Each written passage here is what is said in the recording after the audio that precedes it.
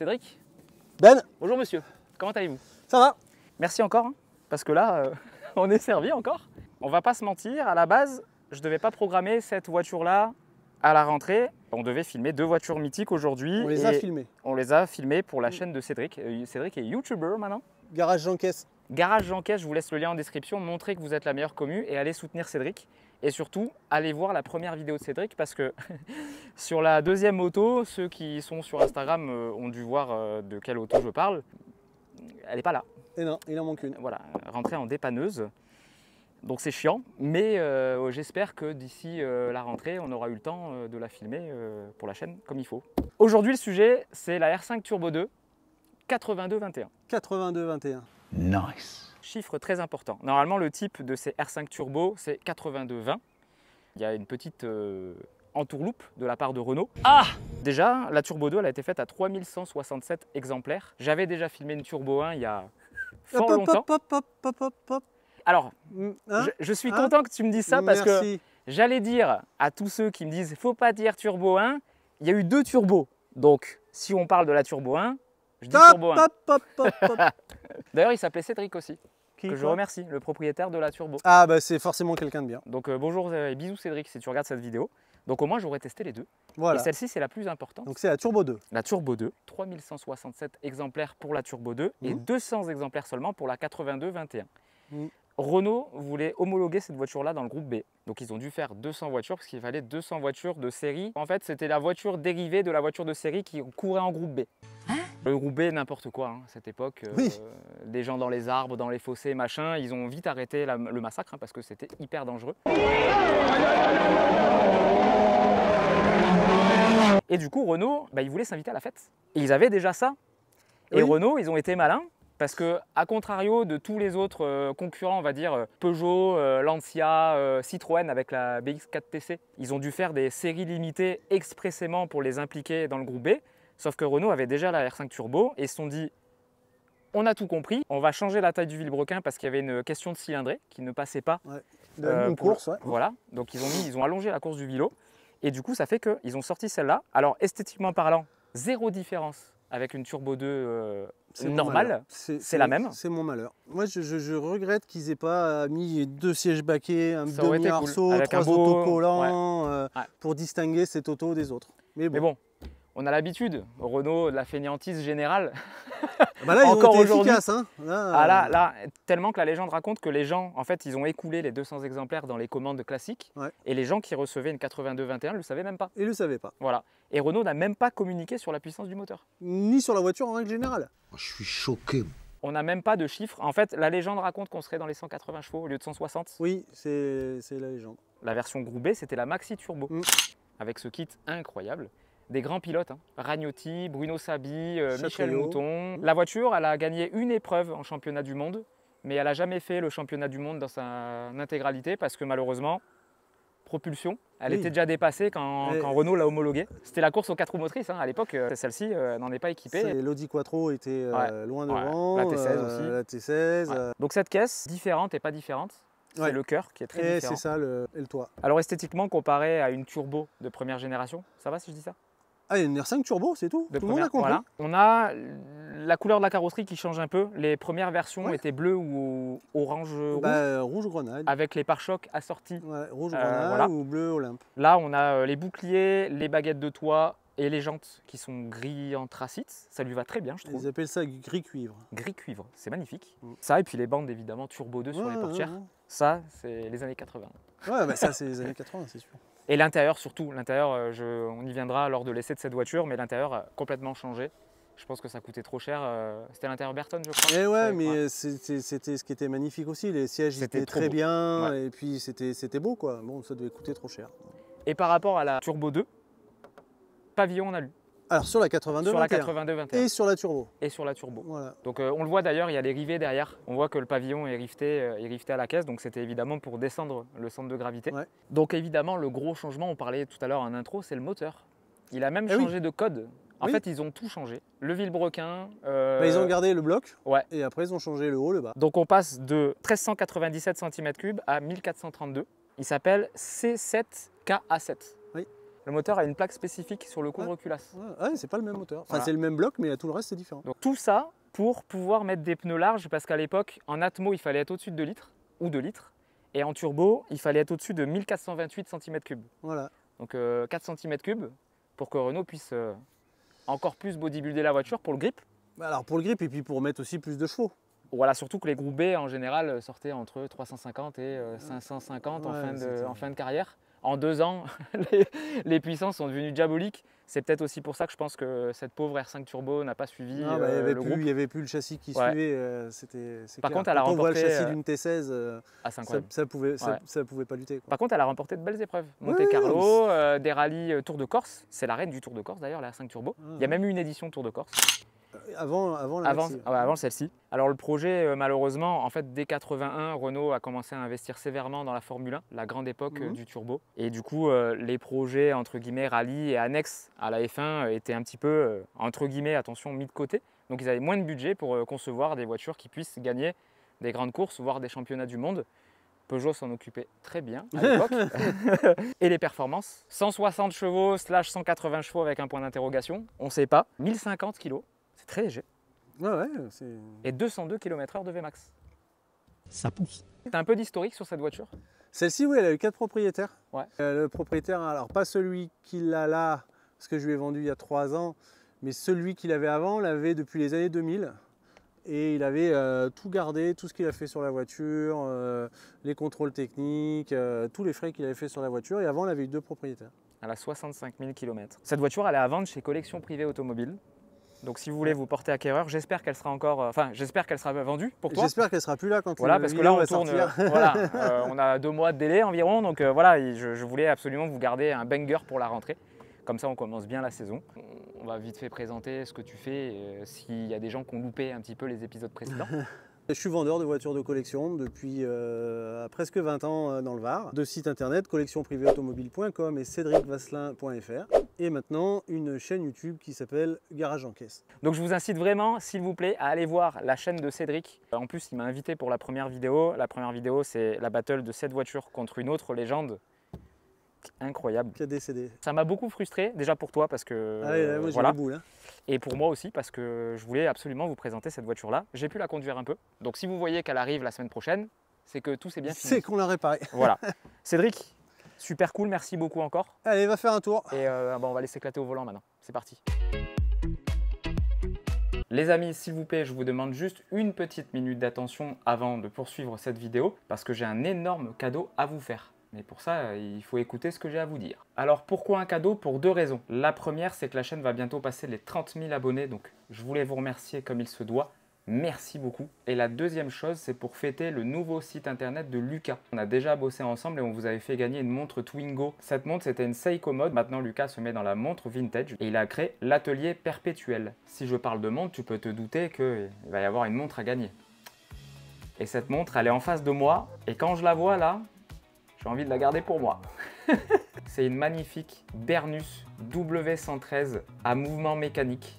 Elle est magnifique. C'est une montre emblématique de la guerre du Vietnam. Elle avait été fabriquée et distribuée comme dotation dans les escadrilles aéronavales des pilotes de l'US Marine. C'est trop cool. C'est une montre qui a été produite de 1967 à 1986 et notre exemplaire, c'est un exemplaire original qui date d'octobre 1978. Alors vous allez me dire pourquoi ils font gagner une montre militaire dans une chaîne de bagnoles? C'est très simple. Steve McQueen a porté cette montre en version civile dans Bullitt. Si Steve portait ça, c'est que c'était la montre la plus cool de la Terre à l'époque. Alors pour la gagner, c'est très simple, ce sera sur Instagram. Alors je sais, les personnes qui n'ont pas Instagram vont sûrement râler, mais c'est comme ça pour une question de logistique. Vous pouvez toujours jouer avec le compte de votre sœur, de votre cousine, de votre frère, d'un ami à vous, d'une amie à vous, du moment que vous respectez les règles qui sont établies sur le concours. Vous le trouverez tout en haut en épinglé sur mon compte Instagram benauto13. Attention au faux compte, hein, il va y en avoir. Ou sur le compte de Lucas, l'atelier-du-bas perpétuel. Je précise que c'est un concours 100% gratuit. Il y a juste à aller sur le post du concours, suivre les règles et vous avez une chance de gagner cette superbe montre qui avoisine les 1000 €. On se fout pas de votre gueule. Le concours à partir de maintenant, il dure une semaine. Jusqu'à dimanche 8 août, à la sortie de la prochaine vidéo, le concours sera terminé. Donc je vous souhaite bonne chance. Je rappelle que les casquettes, les stickers sont toujours disponibles sur la boutique en temps limité. Je vais très bientôt fermer la boutique puisqu'il n'y a quasiment plus de casquettes dispo. Donc faites-vous plaisir. Et tout de suite, place à l'essai de la R5 Turbo 2 8221. C'est parti. Alors, pendant que la voiture chauffe un peu, j'ai toujours l'air d'un con avec cette GoPro. On va parler de l'habitacle. Il est beaucoup plus conventionnel qu'une R5 Turbo de première génération. On n'a pas à l'intérieur Bertone super coloré avec le tableau de bord plat, avec tous les manos en façade et le volant en L là. On a un habitacle de R5 Alpine Turbo classique, lambda. Rien de folichon, mais par contre, il faut dire que j'ai l'impression que le step niveau qualité est monté. Parce qu'on n'a pas de bruit suspect d'air ou quoi dans la voiture. C'est plutôt bien fini, on n'a pas trop de craquements, on est bien installé dans cette voiture-là. Et en fait, elle intimide beaucoup moins dans un sens où ça fait plus petite sportive qu'un truc limite concept car ou quoi qu'on avait cet effet dans la turbo de première génération. On a du coup des magnifiques jauges Jaeger, orange du plus bel effet, avec un compteur gradué jusqu'à 220 km/h. Et là, au centre, on a pression d'huile et la jauge turbo. Ça, c'est assez jouissif d'ailleurs. J'adore ce petit volant 3 branches là, il est très cool à prendre en main, en cuir. Puis après on a les sièges tulipes classiques de chez Renault. Donc tableau de bord noir, intérieur en velours beige. J'aime bien, c'est assez sympa. J'aime bien.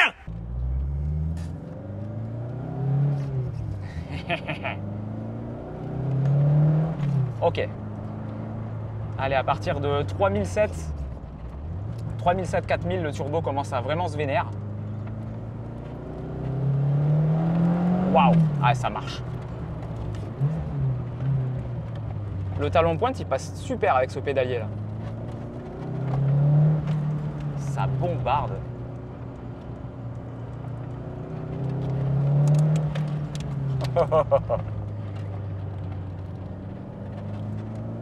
Allez. Ce que j'adore dans ces voitures des années 80, c'est le turbo lag.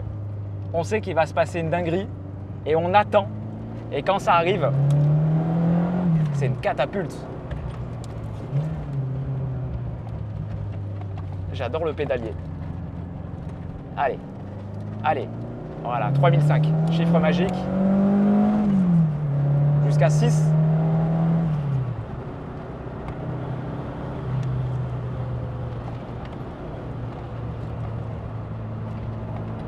Et la voiture, elle est plutôt confortable en fait. Ah, l'arrière qui ripe un peu.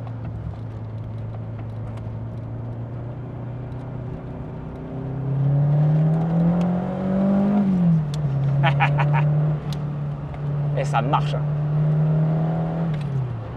Alors comme on disait en intro, Renault n'a jamais communiqué sur la puissance réelle de ce moteur. Mais honnêtement, en ressenti, on est à plus que 160 chevaux, hein, c'est sûr. C'était le chiffre officiel, mais bon, de la turbo normale, on va dire. Même si c'est pas du tout une voiture normale. Ah, ça marche.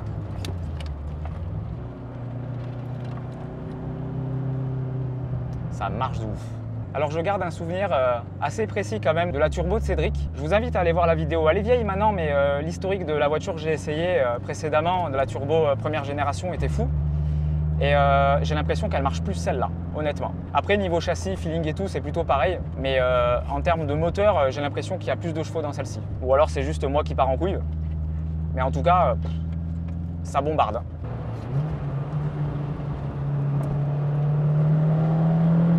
C'est putain d'addictif. J'adore la boîte que je trouve super précise.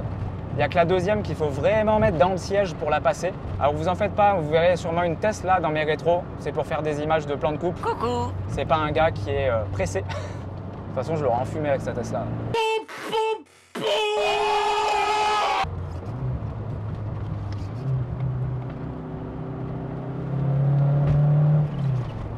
Et je trouve qu'on peut accélérer assez tôt quand même avec le lag du turbo. Il faut juste faire attention qu'il ne charge pas d'un coup quand vraiment on est dans les appuis. Je ne vous ai pas parlé du châssis aussi, que je trouve pas mal. La voiture bouge quand même beaucoup parce qu'on a des pneus qui sont très hauts. C'est des TRX qui sont montés dessus. Mais l'adhérence est plutôt bonne. Le train avant, il est super cool. On a une direction qui est assez légère. Il n'y a pas de poids sur l'avant, forcément. Il y a la roue de secours et la batterie. Elle est quand même plutôt bien équilibrée. Faut juste faire attention quand on rentre un peu, si vous aimez rouler dans les ornières. Si l'avant passe, l'arrière passera pas forcément. Vu la largeur, puis on voit les ailes dans les rétros, c'est assez fou comme vue. L'ambiance qu'il y a dans cette caisse, c'est juste incroyable. Et j'adore le bruit du Cléon, comme ça, même bas dans les tours, ça grogne, c'est jouissif.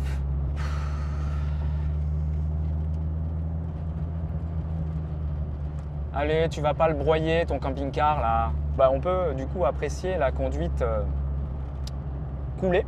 Elle est super facile à conduire. Bon, mis à part le turbo qu'on entend siffler derrière H24 presque, on a l'impression presque d'être dans une R5 normale. Là, elle est parfaitement civilisée, elle est confortable, elle est agréable. One eternity later. On a juste fait une petite pause pour inverser les positions avec la caméra car. J'espère que vous appréciez les images d'ailleurs. Ouais, je préfère ma caisse.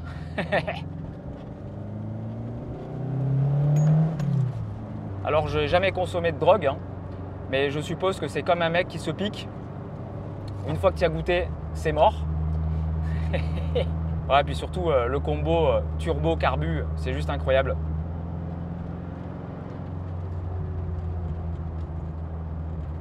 En même temps, vous assistez un petit peu au backstage d'un tournage. Oh, il y a des retours à l'échappement en plus. C'est trop bien.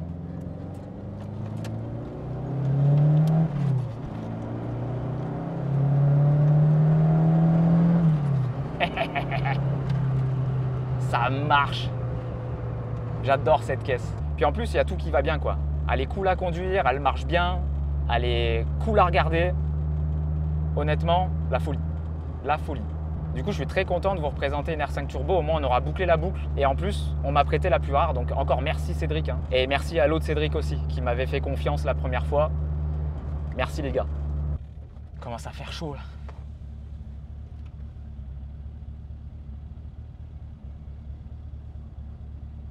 A few moments later. Bon, c'est pas un tournage conventionnel, hein, mais au moins on vous fait de belles images en même temps. Bon les amis, de toute façon, nous je crois qu'on va s'arrêter là. Je crois que j'ai à peu près tout dit sur cette auto. Formidable, c'est une voiture que j'aime beaucoup, hein. Comme je disais, elle est assez complète. Elle coche en tout cas tous les critères d'une voiture qui me plaît à moi, en tout cas. J'espère que la vidéo vous aura plu. C'était un petit peu bordélique hein, cet essai, mais ça change un petit peu. Et puis au moins vous voyez les backstage d'un tournage. Donc si la vidéo vous a plu, je vous invite à la liker, à me laisser un petit commentaire pour me dire ce que vous avez pensé de cet essai. Et surtout à vous abonner à la chaîne YouTube du Très Lourd Arrive, faites-moi confiance. Et je tiens évidemment encore à remercier Cédric de Collection Privée Automobile de m'avoir prêté ce bijou. Les amis, je vous dis à dimanche prochain pour une prochaine vidéo. Prenez soin de vous, je vous fais de gros bisous.